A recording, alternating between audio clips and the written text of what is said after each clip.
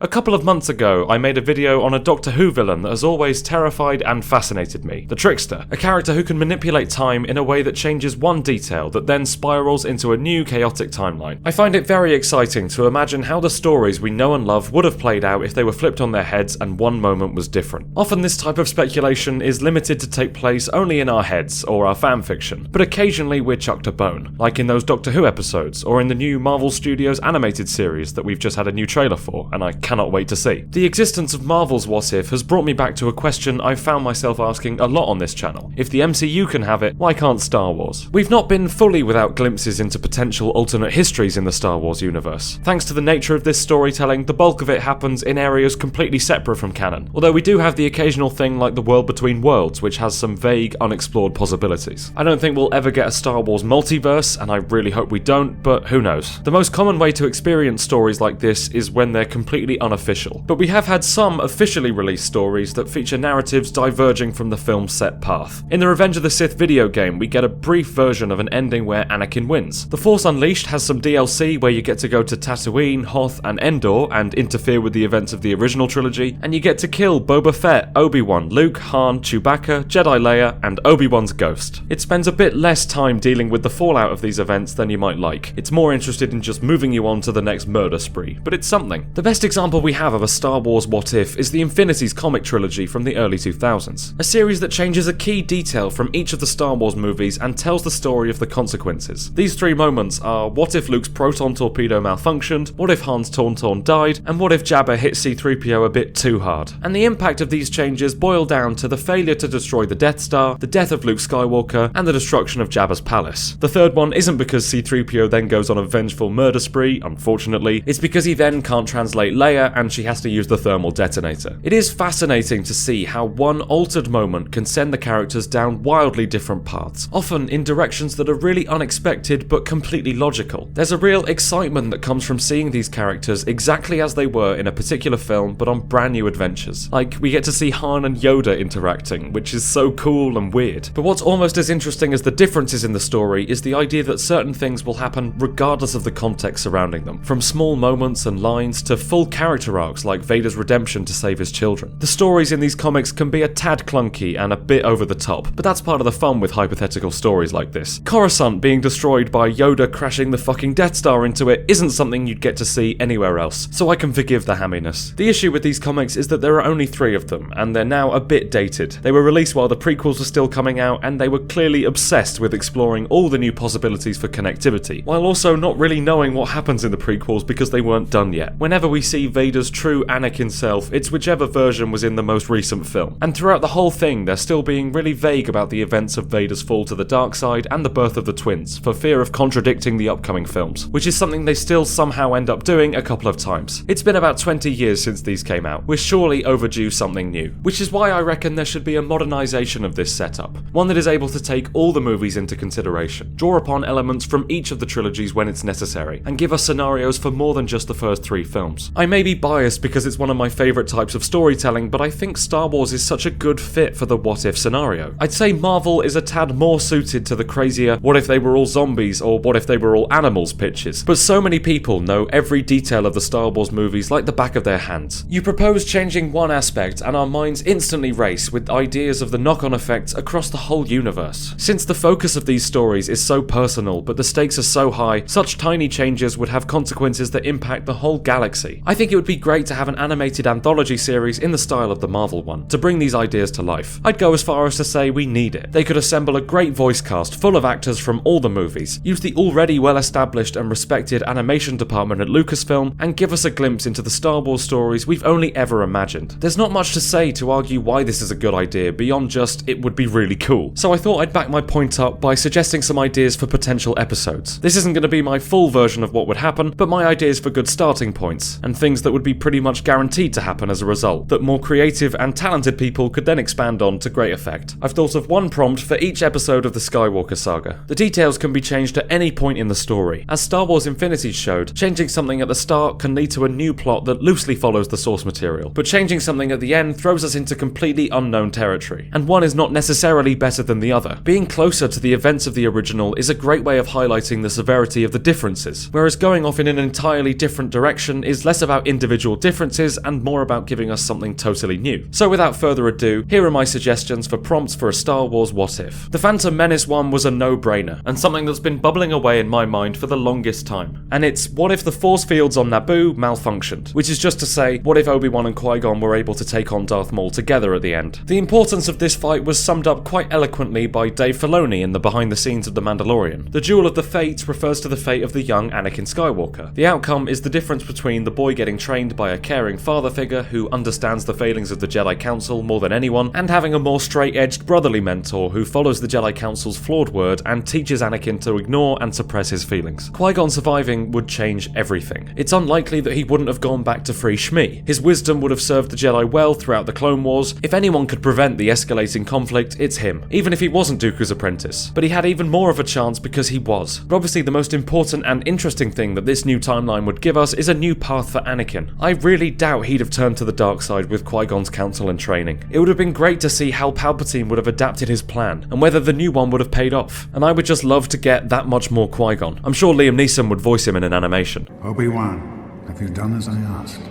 Have you trained the boy? My Attack of the Clones one is along similar lines. What if Padme had been killed at the start? As much as I hate giving her so little to do, I think taking her out of the equation may be one of the best showcases of how important she is. If she had died then, the story centered around the start of the war would have been completely thrown off. The assassination may have caused a bit more scrutiny towards the Military Creation Act, and Jar Jar may not have been thrust into that easily manipulated position of power. If Zam Wesell's explosion had destroyed everything on the landing platform before any Jedi were involved to make chase or investigate, Obi-Wan would not have been led down the path that led him to Kamino, to discovering the clone army, or to Geonosis for the war to start. So I initially thought, on that level, Padme not dying was vital to Palpatine's plan, and I wrote a whole thing about how much of a change it would be for him. But then I remembered that it was his people trying to kill her, so this means two things. Attack of the Clones is a mess, and Palpatine definitely had other things up his sleeve. It would be funny seeing all the variations of his schemes that account for every possible eventuality, because another curveball is what this would do to Anakin's story. Your first thought might be like, oh, he'd just go evil then, but I'm not sure. Loss isn't a path to the dark side. It's the fear of loss, the desperation to protect and control and save that which you love that sends someone towards those mad grabs of power. If Anakin's worst case scenario had already happened before they reconnected, would he have had anything to lose that Palpatine could then work with to manipulate? Maybe his mother? That side of the story may have led Anakin to go to Tatooine with the now much less busy Obi-Wan. He's no Qui-Gon, but with his supervision, that whole Tusken Raider fiasco may not have been so severe. All in all, I'd just love to get a glimpse at where this story would lead. Something I found difficult with these prequel ones is that every detail in the trilogy feels like it's part of Palpatine's plan, so the majority of these potential scenarios involve changing one detail and the consequence being Palpatine's failure, especially in Revenge of the Sith. Whether it's Dooku betraying him, Windu killing him, Anakin refusing to turn, Yoda beating him, Obi-Wan killing his new apprentice, Order 66 not working, the outcome is roughly the same. I thought a more interesting thing that could happen would be Palpatine's plan going completely right. So in that vein, I propose, what if there was a storm on Mustafar that slightly redistributed the terrain, so that when it came to the fateful high ground moment, Obi-Wan did not have it. Anakin could have killed Obi-Wan, just as he did in the game, but something the game forgot is that Padme was on Mustafar all throughout that duel. Anakin would definitely have returned to her, and rushed her to a medic on Coruscant in his place. She probably still would have died, and Anakin may have realised that Palpatine was playing him. The babies would have been born into his care and raised by him, either in secret or with the full knowledge and support of his master. Without the new mission of protecting the children, Bail Organa and Yoda may not have had to work in the shadows as much until the time was right. They may have found something else to do, and sooner. And with the Emperor's new enforcer fully on display as Anakin Skywalker, you can imagine Ahsoka Tano might have had something to say about that. The two assumed the other to be dead, but Ahsoka would not have given up hope on him if she'd known the truth that soon. There are a lot of possibilities. They could redeem him, they could kill him, they could ignore him for a bit, and he could raise two little twin Inquisitor babies. And it would all be fantastic. I've decided to kill two birds with one stone for A New Hope and make the change happen in the Battle of Scarif. My suggestion here is, what if the Lightmaker Hammerhead Corvette had exploded on impact with the Star Destroyer the Persecutor? The effect here would be a failure to destroy the shield, and Rogue One's inability to beam the plans up to Admiral Raddus. The Death Star would have come along and blown Scarif up, and the mission would have been a failure. So A New Hope would start, and they wouldn't have any specific details on the Death Star, except for the first-hand experience. War was still coming, and Bail had already sent for Obi-Wan, but without the plans, the Tantive 4 maybe wouldn't have been so relentlessly chased, and Leia may have actually made it to Tatooine. Ben Kenobi would have hopped onto their ship, probably after convincing Luke to join him, but the focus of their mission would be different, less MacGuffin-y. And without Princess Leia captured aboard the Death Star, Alderaan might not have been the target for the initial weapons test. So you could have Leia, Ben, Luke, and Bail all meeting up and doing a plan. And they'd be pretty desperate without the plans, so maybe Yoda would have to be pulled out of exile for their hopeless mission. Something I like in these stories is the idea of predetermination, that whatever the specifics of a story, the same people would become entangled. So in that spirit, I think Yoda would get in contact with an old friend, and then boom, we've got Han and Chewie on board as well. As for what they do without the focus of the plans when up against even more insurmountable odds, it's tricky. There's a fun, unused concept from Colin Trevorrow's episode 9 where the gang stole a Star Destroyer, and I think it would be fun to see that on a massive scale. Have them try and steal the Death Star. Success or failure, it would probably make for an entertaining episode.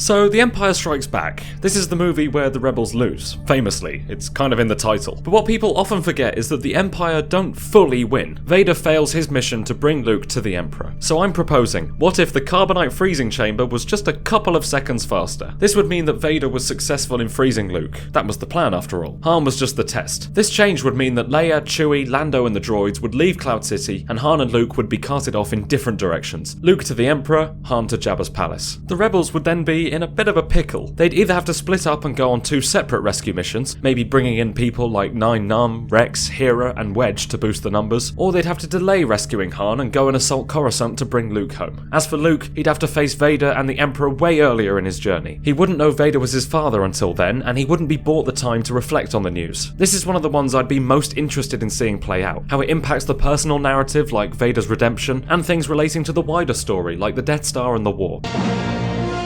Revenge of the Jedi. Coming next summer to a theater in your galaxy. It's not the most original or groundbreaking, but I'd love to see your classic what if Luke went bad story play out for Return of the Jedi. The catalyst moment would have to be when he's sent into that rage on the Death Star. For whatever reason, he's robbed of that moment of clarity and kills his father before he comes to his senses. If we're operating on the Emperor's assumptions, this moment would push Luke over to the dark side. He could pick up the helmet and say, "I am now Darth Vader now," or whatever he was going to say in the original script. They could even call the episode Revenge of the Jedi to tie into that even more. Darth Luke at the Emperor's side would be really cool, presuming they leave the Death Star before it explodes. Would he stay a loyal apprentice, or would he quickly be driven to take over the Empire? I can imagine him keeping his idealism, but in a twisted way, turning it into deciding what's best for people and forcing them into it, whether they like it or not, and desiring all the power he can get to make that possible, a bit like his father. Something almost as interesting as the changes to Luke's story would be the impact on the lives of his friends and the political world. The Death Star would still be destroyed, but the Emperor would be alive with his new apprentice. I wonder how the Alliance leadership would react to that spanner in the works, and how Han, Lando, Chewie, the droids, and Leia would react to the turn. A common through line in the existing what-if stories was seeing Leia become a full-on Force user. We even see her become a dark side user in one scenario. But I think losing her newly discovered twin brother to the dark side would be a cool reason for Leia to train in the light and rival him. There are a lot of cool directions this prompt could be taken in, and I think they'd go down very well, so long as fanboys were able to handle a less than perfect Luke Skywalker, which they absolutely wouldn't be, even in a completely non-canon story. Before moving on to the sequels, I thought I'd chuck in a bonus one. There's not a huge amount to it, but it's something that I think would lead to a phenomenally engaging story. The change centers around the Rebels finale, but the story would extend throughout the whole OT. It's basically, what if Thrawn had been able to abandon ship and leave the Chimera? So the Star Destroyer would have still been hyperspaced away by the space whales, the liberation of Lothal would still have gone down in exactly the same way, but the Chiss Admiral would have managed to escape. Presuming Palpatine wasn't too angry with him, he would have been back up and running in no time. So then we have the pretty major change. Thrawn would work for the Empire throughout the Galactic Civil War and the original trilogy. I think a story following him that spans all 3 films would be phenomenal. It would be a tad similar to the Starkiller DLC stories, where a new powerful baddie is introduced on top of the events we already know, and is just able to wipe the floor with the goodies. Thrawn's method would be more tactical than forceful, but it would be even more relentless. And he would have the additional military force thanks to the TIE Defender program, that would definitely have been continued if he'd stayed around. In the words of C-3PO, the rebels would be doomed. And in the words of me, the rebels would be fucked. But it would make for quite the episode. episode. My pitch for the Force Awakens episode is pretty simple, and the most in line with the Marvel character swaps we'll be seeing in their What If series. My suggestion is reverse Reylo. What if Rey, the scavenger child, had been discovered and picked up by Snoke or Palpatine or whatever the fuck was going on there, and instead of Kylo Ren, was manipulated into the dark side? She would grow up to be the First Order's enforcer. We'd see Dark Rey in all of her powerful glory, and then on the other side of it, Ben Solo would stay with Luke to train as a Jedi. Ben and Rey are two sides of the same coin, so I can imagine the events of the story happening in quite a similar way, with some new MacGuffin there to take place of the map to Luke, who wouldn't be in hiding at all and would actually play a more active role in the story. Ben Solo would still have that strained relationship with his parents after being sent away, so he and Rey would still have that level of common ground and experience when it comes to the Force connection in the second movie. How would the dynamic have changed if the roles were reversed? Would it have played out almost identically, with Rey getting a redemption and joining Ben, and then fucking dying? Or would Ben have joined Rey regardless of what side she was on, and they'd both go off and be hot bad guys together? I don't know, but I'd like to find out. It would also really annoy people, and I think that would be funny. A what if for The Last Jedi was something I struggled the most with. It's my favourite film in the saga, but I found it the hardest to think of a moment to change. But I figured the Holdo maneuver only had a 1 in a million chance of working. So my idea for a change is, what if it didn't? What if it just kind of smushed against the Supremacy with a small bump? The concept is a lot like the Star Wars Infinity story, where the Death Star isn't destroyed. The bulk of the Resistance personnel would have been shot to pieces while trying to escape to Crate, including Leia, Poe, and C-3PO. Presuming the bump into the Star Destroyer is enough to interrupt the execution of Rose and Finn, they may still have escaped with BB-8, but no action would take place on the planet. Instead, it would just be about running away and surviving, and then figuring out what to do from there. Their other living allies include Mars, I don't know how to say that name in an English accent. Their other living allies include the small orange lady, Chewie, R2-D2, and Luke, whose fate would be completely changed without a resistance to die saving. As for Rey, it's possible that she'd make it out on Snoke's escape craft like usual and reconvene with Chewie. Or maybe the absence of the Holdo maneuver would keep her with Ben. Any scenario where the two of them are together is electric, and there are so many intriguing possibilities, so this is an exciting prompt all round. My first thought for The Rise of Skywalker was, what if Ben Solo survived? But I don't think a what if series should really just be all about wish fulfillment. I don't think it's in the right spirit to just spend all the time fixing a story decision I don't like. That's not really what I'm doing here, as much as I'd like to see it. But the difficult thing about this movie is that it's a fucking nightmare. What detail can you change in amongst the fetch quests? I don't know enough about what the fuck is going on to make a call on what changing any of that would lead to. So the most interesting thing I could come up with was, what if somehow Palpatine won? I'm gonna be honest, I don't fully understand his plan, but let's just say for whatever reason it went well and he was fully reborn and a super ultra powerful embodiment of all the Sith. The movie gives us very little indication about what happens next for the galaxy and for our characters, so there's no loose outline for this story to subvert. But it would probably be fun to see the absolute worst case scenario play out. The Sith Eternal fleet just dominating the entire galaxy with their big stupid Death Star guns. Star Wars is pretty hopeful, so I like to think that there would be some light at the end of the tunnel. But maybe not. Maybe that would be the twist. Just sheer misery and dread forever. That's what the fans really want to see, and that's clearly what they want to give us, so maybe it wouldn't be too different from the actual movie. I'm editing right now, and I feel like I slightly lost track of what I was saying there. I just think Palpatine winning would be a fun scenario for Rise of Skywalker.